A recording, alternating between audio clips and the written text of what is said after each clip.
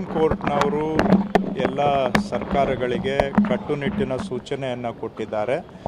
ಪಾದಾಚಾರಿ ಮಾರ್ಗದಲ್ಲಿ ಪಾದಾಚಾರಿಗಳು ಪೆಡೆಸ್ಟ್ರಿಯನ್ಸ್ ಫುಟ್ಪಾತಲ್ಲಿ ಓಡಾಡೋದು ದೇಶದ ನಾಗರಿಕರ ಮೂಲಭೂತ ಹಕ್ಕು, ಫಂಡಮೆಂಟಲ್ ರೈಟ್ ಅಂತ ಸುಪ್ರೀಂ ಕೋರ್ಟ್ನವರು ಆದೇಶ ಹೊರಡಿಸಿದ್ದಾರೆ. ಸುಪ್ರೀಂ ಕೋರ್ಟ್ ಆದೇಶದ ಪ್ರಕಾರ ಈಗ ದೇಶದ ಕಾನೂನು ಪಾದಾಚಾರಿ ಮಾರ್ಗಗಳಲ್ಲಿ ಫುಟ್ಪಾತ್ಗಳಲ್ಲಿ ಜನ ಓಡಾಡೋದಕ್ಕೆ ಅವಕಾಶ ಮಾಡಿಕೊಡ್ತಕ್ಕಂಥದ್ದು ದೇಶದ ಕಾನೂನಾಗಿದೆ. ಅದನ್ನು ಅನುಷ್ಠಾನ ಮಾಡಬೇಕು ಅಂತ ನಾವು ಎಲ್ಲ ಅಧಿಕಾರಿಗಳಿಗೆ ಸೂಚನೆ ಕೊಟ್ಟಿದ್ದೇವೆ. ಅದರ ಪ್ರಕಾರವಾಗಿ GBA ವ್ಯಾಪ್ತಿಯಲ್ಲಿ ಕಾರ್ಪೊರೇಷನ್ ಲಿಮಿಟಲ್ಲಿ ಕಮಿಷನರ್ ಅವರು, ಪೊಲೀಸ್ನವರು ಎಲ್ಲ ಅಧಿಕಾರಿಗಳು ಸೇರಿ ಈಗ ಇರುವ ಒಟ್ಟು ರಸ್ತೆಗಳ ಪೈಕಿ ನಮ್ಮ ಬೆಂಗಳೂರಲ್ಲಿ 14-15 ಸಾವಿರ ಕಿಲೋಮೀಟ್ರ್ ರಸ್ತೆ ಇದೆ. ಅದರಲ್ಲಿ ಸದ್ಯಕ್ಕೆ ಒಂದು 2,000 ಕಿಲೋಮೀಟರ್ ಅಂದರೆ ಒಂದು ಲೆಸ್ ದೆನ್ 20%ಗಿಂತ ಕಡಿಮೆ, ಒಂದು 15% ರಸ್ತೆಗಳಲ್ಲಿ ಮಾತ್ರ.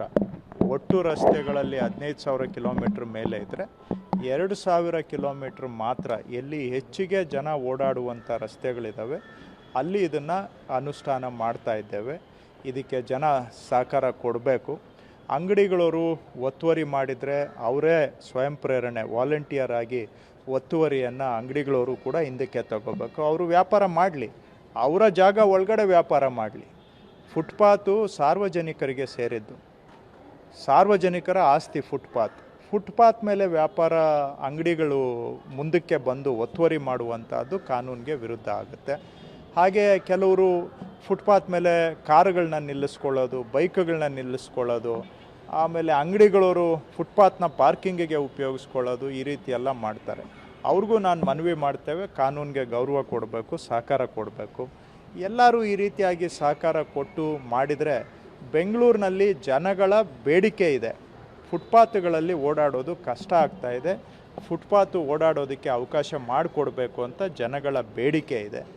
ವರ್ಷದಲ್ಲಿ 300 ಜನ ಪಾದಾಚಾರಿಗಳು ಬೆಂಗಳೂರಿನಲ್ಲಿ ಆಕ್ಸಿಡೆಂಟ್ಗಳಲ್ಲಿ ಸಾಯ್ತಾ ಇದ್ದಾರೆ. ಯಾಕೆ ಅಂದರೆ ಫುಟ್ಪಾತಲ್ಲಿ ನಡೆಯೋಕ್ಕಾಗೋದಿಲ್ಲ ಅಂತ ರೋಡ್ ಮೇಲೆ ಬಂದು ರೋಡಲ್ಲಿ ಅವರು ಗಾಡಿಗಳು ಒಡೆದು ಸಾಯ್ತಾ ಇದ್ದಾರೆ. ಸೊ 300 ಜನ ಒಂದು ವರ್ಷಕ್ಕೆ ಸಾವನ್ನಪ್ತಾರೆ ಅಂದರೆ ಎಲ್ಲೋ ಒಂದು ಕಡೆ ನಮ್ಮೆಲ್ಲರದು, ಸರ್ಕಾರದ್ದು ಎಲ್ಲರದು ನೈತಿಕ ಜವಾಬ್ದಾರಿ ಇದೆ. ಈ ಸಾವು ನೋವುಗಳನ್ನು ತಪ್ಪಿಸ್ಬೇಕು. ವರ್ಷಕ್ಕೆ 300 ಜನ ಸಾಯ್ತಾ ಇದ್ದಾರೆ ಫುಟ್ಪಾತ್ಗಳಲ್ಲಿ ನಡೆಯೋಕ್ಕಾಗದೆ ರೋಡ್ಗೆ ಬಂದು. ಈ ರೀತಿ ಆಗ್ತಾ ಇದೆ.